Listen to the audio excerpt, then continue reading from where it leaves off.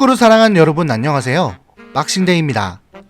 오늘 이야기해볼 주제는요, 골키퍼 8초 규칙, 골키퍼 6초룰 규정에 대해 이야기해보도록 하겠습니다. 축구에서 골키퍼가 공을 손으로 잡았다면 6초 이내로 아군에게 패스를 하거나 6초가 다 흘러가기 전에 공을 바닥으로 내려서 다음 플레이를 펼치는 등 6초가 지난 이후에도 골키퍼가 계속해서 손으로 공을 소지하고 있을 경우 심판은 간접 프리킥을 선언할 수 있습니다.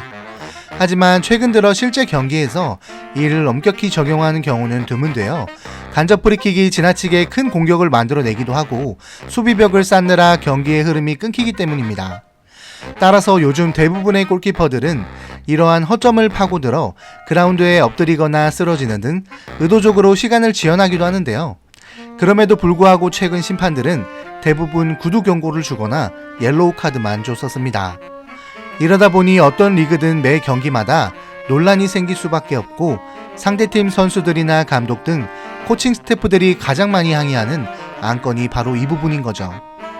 축구 팬들이라면 한 번쯤 상대팀 골키퍼가 손으로 공을 소유한 채 시간을 끄는 장면에 답답함을 느껴본 적이 있을 텐데요.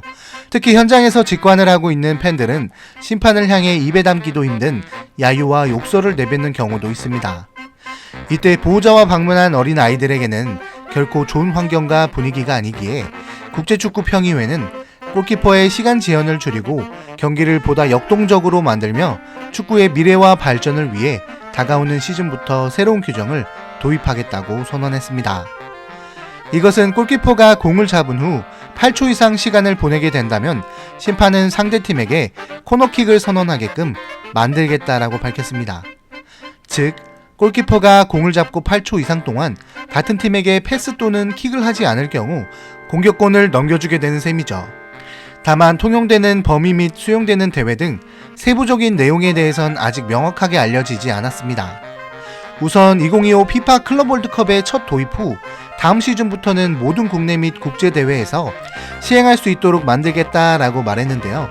만일 유럽 5대 리그 및 국제대회 등에서 동시에 적용되는 규칙이라면 상대적인 전력에서 뒤처지는 팀에게는 매우 악재로 작용할 전망입니다.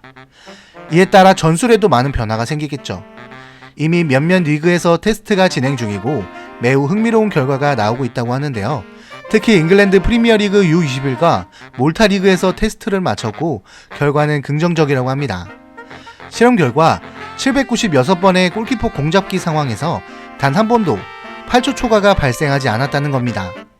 이는 코너킥이라는 강력한 페널티가 골키퍼의 행동을 억제하는데 매우 효과적이라는 뜻이죠. 그러므로 자연스레 시간 지연은 사라졌고 원활하게 경기가 진행되었다고 합니다. 이탈리아 U20 리그에서는 8초 초과 시 코너킥 대신 스로인을 부여하는 방식으로 실험 중이라고 하는데요. 코너킥만큼 강력한 억제 효과는 발휘하지 못하고 있다고 합니다. 아무래도 코너킥은 직접적인 득점 기회로 이어질 수 있는 반면 스로인은 그렇지 않기 때문이겠죠. 여담으로 이런 실험과 규칙은 단순히 골키퍼만 겨냥한 것이 아닙니다. 국제축구평의회는 옵사이드 규칙 변경도 논의 중이라고 하는데요.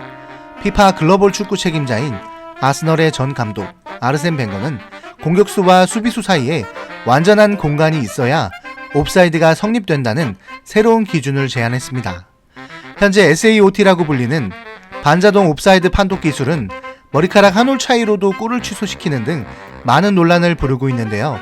새로운 옵사이드 규칙은 이런 문제를 완화하려는 시도인 것으로 보이죠.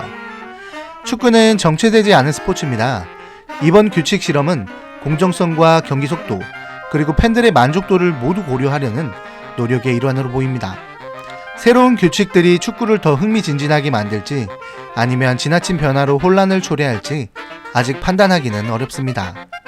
이러한 변화가 항상 긍정적인 결과로 이어지는 것은 아니기에 이번 규칙이 가져올 영향을 주의 깊게 지켜봐야 할 것으로 보입니다. 여러분들의 의견은 어떠신가요?